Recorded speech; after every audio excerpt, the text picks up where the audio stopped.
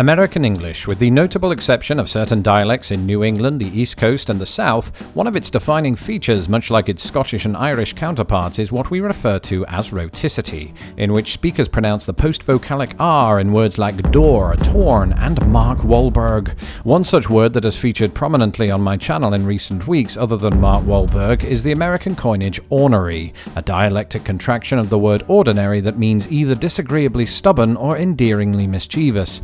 Recently, I asked you to let me know how the word is pronounced in your area of the United States. Instantly, something very intriguing emerged from the resulting YouTube comments. Respondents couldn't seem to agree on whether or not the first R, it of the post-vocalic variety, should be spoken or not. So innumerable were your responses that the only decent thing to do was to turn the conversation into an unofficial study.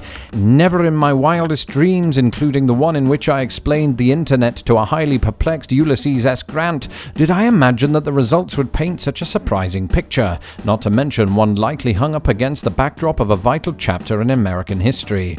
I concocted a rudimentary survey asking the following two questions. First, which of these is nearest to your pronunciation of ornery? Second, in which US state did you most likely pick up this pronunciation? Select all that apply. The goal of the survey was simple, to ascertain if regional patterns existed with regard to pronunciation, something that bizarrely seems not to have been settled until now, possibly making this a bona fide distant words exclusive.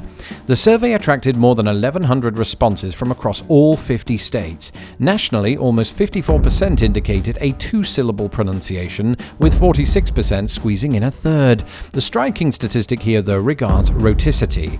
Now remember, American English is a variety in which rhoticity is overwhelmingly the norm, yet roughly a third of you don't pronounce the first R in ornery. How could this be? Did a disproportionately high number of non-rhotic Americans take the survey? Had that third been at the moonshine that day, or was there utterly no rhyme or reason to the whole thing? What follows is a heat map indicating which states tend toward pronouncing the R, which states favor dropping it, and which states have a healthy balance of the two. As this key indicates, the closer a state is to yellow, the more likely its people are to pronounce the first R in ornery. The closer to red, the more likely they are to not. What we notice is that yellow is actually the dominant color within the dialects of the East Coast, the Deep South, and the Upper Great Lakes region. More tellingly, the non-rhotic group cuts, rather surprisingly, through a large section of the Rockies, moving beyond the Mississippi River via the Great Plains. You can clearly see an uninterrupted line of intense orange from Washington State to West Virginia. Could it be that the non-rhotic pronunciation of ornery began life in what is now known as the Pacific Northwest? Well, only if you're reading from left to right. You see, 19th century American history dictates that the journey of this variant didn't terminate east of the Mississippi, it started there. Allow me to explain. The word ornery is first attested from 1816, emerging some 12 years before the publication of Noah Webster's famed American Dictionary of the English Language. The 1828 entry for the word ornery, by the way, is itself deeply revealing because, well, there is no entry for the word ornery. Its absence might be explained in one of two ways. Either Webster deemed it unworthy for his tome of 70,000 words on account of it being a poor man's ordinary, or he was simply oblivious to its existence due to the fact that it was, at that time, a mere regionalism. My money is on the second one.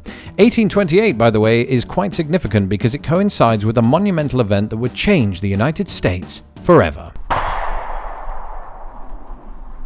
That's right, in the 19th century, hundreds of thousands of Americans migrated west from the Mississippi along routes such as the California and Oregon trails, the latter of which, it turns out, is not solely a computer game from the 1970s, but an actual trail laid by fur traders between 1811 and 1840.